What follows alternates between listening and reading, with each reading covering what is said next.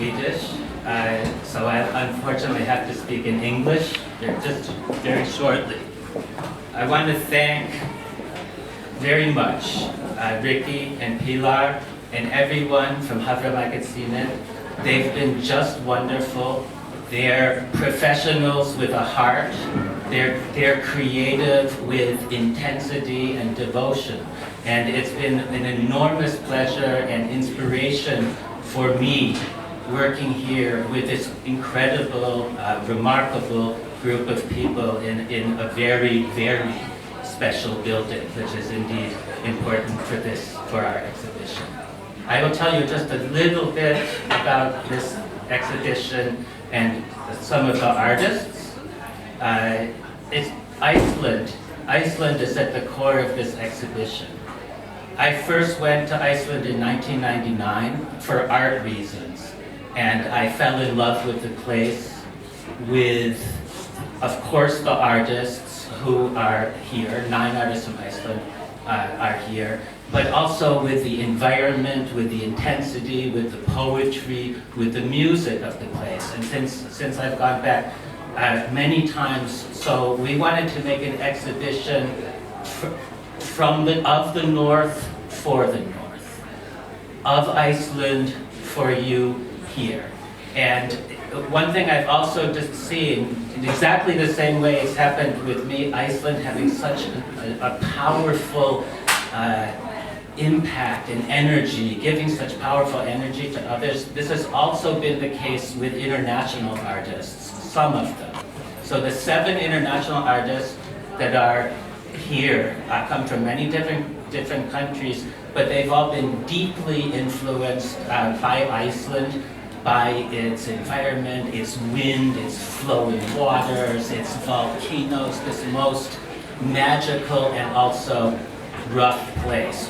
These artists have shown all over the world, but many of them are showing up north here for the first time. They've shown in Stockholm and Malmö and these places, but now they're in Boden and they're up north, and they're very, very happy with their participation in this exhibition. So I'll just tell you just a really little about the show as we go through it. On the 5th floor, you'll see this work by Lawrence Weiner. And here's the important thing to understand about Lawrence Weiner. He sculpts with words, with ideas, not with stone or wood or marble, but with ideas. He's the world's foremost conceptual artist. And also very important for him is every one of you imagines his work, what it means to you. He's not telling you one way of thinking. He's just making a possibility for you to just perceive and fly with the meaning of this work. Next to him is Roman Signer, and here's something interesting.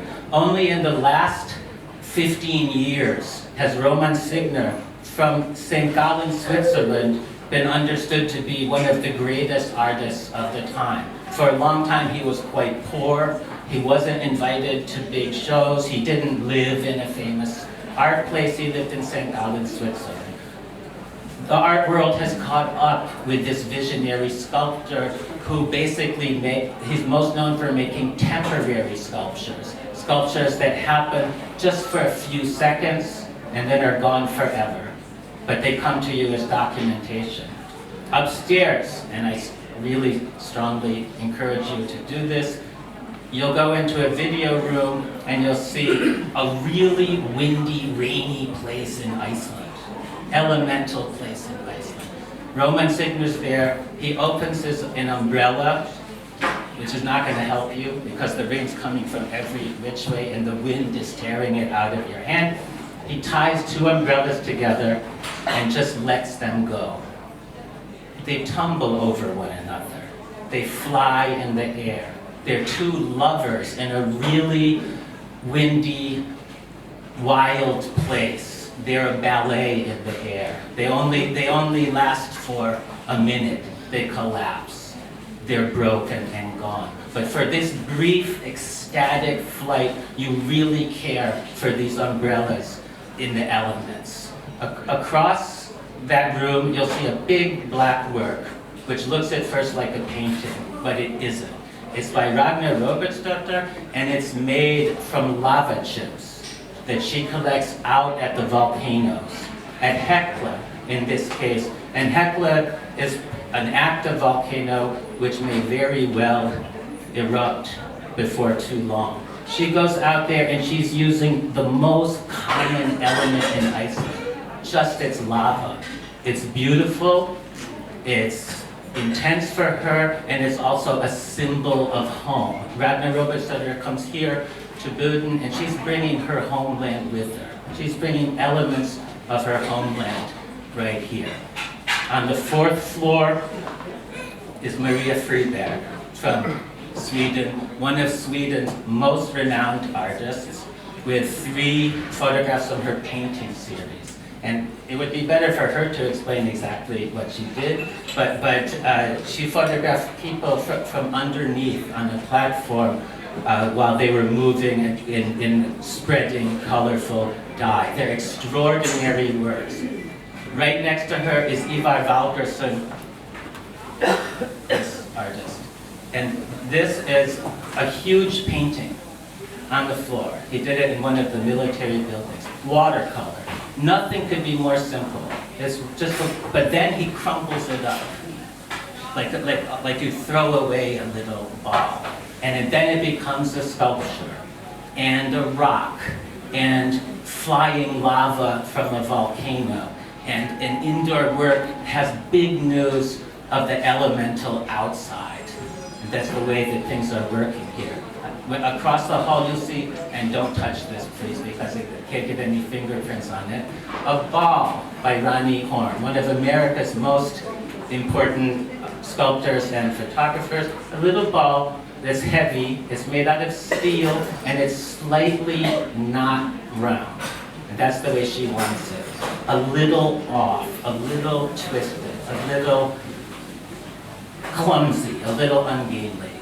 Totally beautiful in the space. I'll just jump, I don't want to say too much about this, so we'll jump around a little.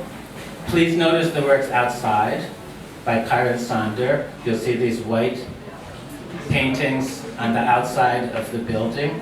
Those are just raw canvases by one of Germany's foremost artists, and she's just leaving them here for Boden itself, for the environment here, to make the paintings and not the artist. So over 4 months, those canvases will just be there, and there'll be a record of what happens in this time. Make sure you go to the 2nd floor where there are extraordinarily magical, slight, elemental sculptures by Margaret Blondell from Iceland, and in the basement, something very special, don't miss it, made out of wildly colored artificial hair by Raphildur Arnardóttir from Iceland. A huge sculpture made of this artificial hair that will double as a sound piece, improvisational sound piece by the great Kría Brekken, who's one of my favorite musicians and from Iceland, singer, and she will also sing tonight at 7 o'clock, and I personally would not miss that for the world if you're able to be here at 7 o'clock. Just a couple other things. You'll see 2 photographs by Ólafur Eliasson from his large Iceland series, 2 views of Iceland. His parents are Icelandic, but he grew up in Copenhagen, lives in Berlin. One of the most famous artists in the world right now. At the Tate Modern in London a couple years ago, 2 million people came to his one show, breaking all records for attendance. He told me just a few days ago how completely